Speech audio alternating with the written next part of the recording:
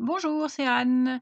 Alors aujourd'hui, on va parler de quelque chose, dont on discute en ce moment dans mon groupe Facebook qui s'appelle «Vendre du fait main», et qui est donc destiné aux gens qui veulent mieux vendre, en particulier sur Etsy, donc vendre, leurs créations. Hem et donc cette discussion tourne autour de qu'est-ce qui est autorisé en matière de lien vers votre propre site internet depuis votre boutique Etsy ou votre page Facebook ou votre compte Instagram, enfin vers disons, votre présence en ligne hors d'Etsy. Qu'est-ce que vous pouvez mettre sur votre boutique? Alors déjà, on va commencer par ce qu'Etsy appelle les contournements de frais. Donc là, je suis sur une page qui est dans alors je vais remonter tout en haut, les règlements, donc règlements concernant les frais et les paiements. Et donc c'est dans le manuel d'aide d'Etsy. Donc je vais revenir à contournement de frais. Donc contournement de frais, c'est toute mesure prise par un vendeur afin d'éviter de payer des frais. Donc évidemment, Etsy n'a pas envie de faire de la pub et d'amener les gens sur votre boutique et que les gens aillent payer ailleurs, puisqu'ils n'auraient pas les frais de commission, ce qui peut se comprendre. Donc, en particulier, donc une transaction initiée sur Etsy ne peut pas être finalisée en dehors d'Etsy. Ça, d'accord. Ça veut dire, entre autres, que vous n'avez pas le droit d'envoyer les gens depuis votre boutique Etsy vers une autre boutique en dehors d'Etsy qui vous appartiendrait, sur laquelle vous payeriez, enfin bref, moins de frais.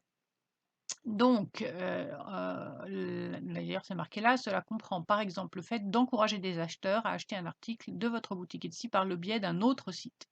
Ça veut dire que vous n'avez pas le droit, évidemment, de mettre enfin, sur votre boutique, dans votre description, dans la description de vos articles, dans vos photos ou bien ailleurs sur votre boutique, des liens qui enverraient vers une autre boutique où on pourrait acheter vos articles, ceux qui sont en vente sur Etsy, mais en dehors d'Etsy. Par contre, il y a des choses que vous avez le droit de faire et vous avez parfaitement le droit d'inviter les gens à vous suivre sur les réseaux sociaux, par exemple, ou à aller voir votre site internet, à condition que ça ne soit pas une boutique, d'accord? Donc, où est-ce qu'on va mettre les liens? Alors, je vous montre ici sur une de mes boutiques. Ici, je suis donc dans les paramètres à propos de la boutique, et ici, il y a deux onglets, membres et histoire. Et donc, hop, je clique sur histoire, voilà. Et tout en bas de cette page ici, vous avez les liens concernant votre boutique. Donc, vous pouvez mettre, alors vous pouvez choisir, moi j'ai mis un lien Facebook, un lien Instagram, un lien Pinterest et puis un blog. Vous pouvez en rajouter d'autres. Il n'y a aucun de ces liens qui est en fait une boutique. Ces liens-là, les gens peuvent les voir et ils seront actifs. Donc, le résumé de ça, c'est-à-dire comment modifier votre section à propos, vous pouvez le trouver également ici dans l'aide d'Etsy. Là, on est dans l'accueil de l'aide, gestion de la boutique, apparence de la boutique. D'accord? Donc, envoyer les gens sur vos réseaux sociaux et les encourager à vous suivre, il n'y a pas de souci, c'est même une bonne chose puisque c'est bien de se créer un public de gens qui apprécient ce que vous faites et qui ont envie de vous suivre et qui ont envie de voir les nouveautés. Sauf que si vous le faites depuis Etsy, bah, il faut les envoyer acheter vers Etsy, ce qui quelque part paraît un peu logique. Etsy investit quand même pas mal d'argent pour faire de la pub pour le site et donc entre autres pour vos produits.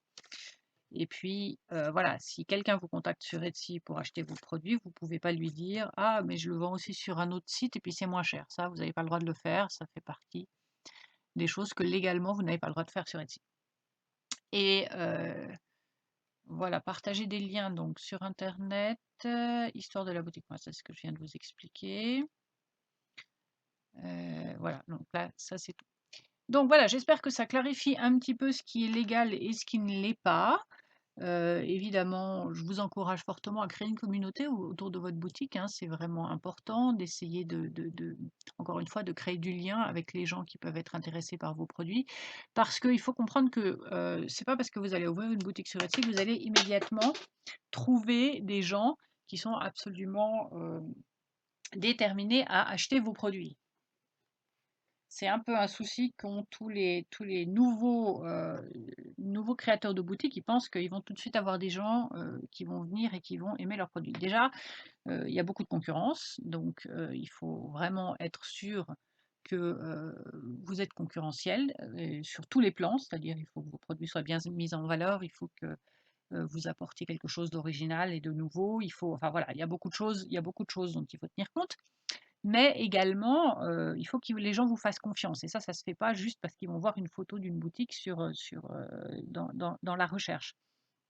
Et donc créer une communauté de gens qui vous suivent sur les réseaux sociaux, ça peut être une manière d'amener la confiance des gens qui vous disent: «Ah mais elle, je la connais» ou «Lui, je le connais, je l'ai vu sur tel ou tel réseau social, ah je le suis, j'aime bien ce qu'il fait ou ce qu'elle fait et je vais aller voir, ce qu'il y a dans sa boutique» et ces gens-là sont évidemment plus susceptibles d'acheter s'ils vous connaissent. C'est un peu les principes de base du marketing, hein.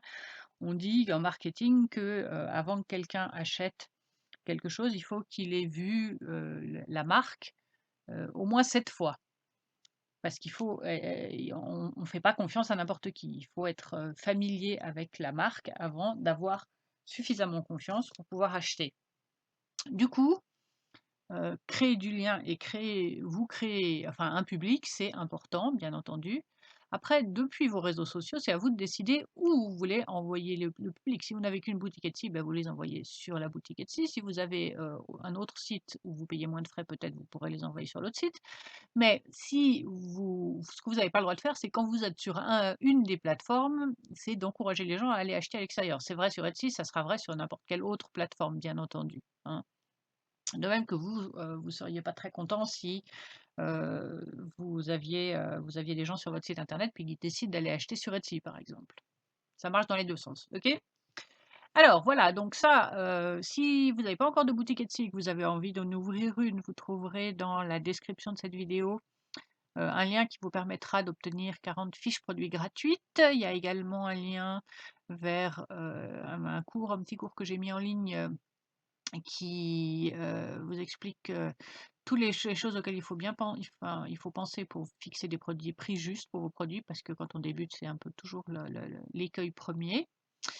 Et puis je vous encourage à rejoindre le groupe Facebook, donc Vendre du fait main, et puis en répondant à toutes les questions d'adhésion, parce que si j'ai pas une réponse à toutes les questions d'adhésion, je ne suis pas sûre que vous ne soyez pas un robot ou que vous ne soyez pas une fausse candidature, il y en a beaucoup.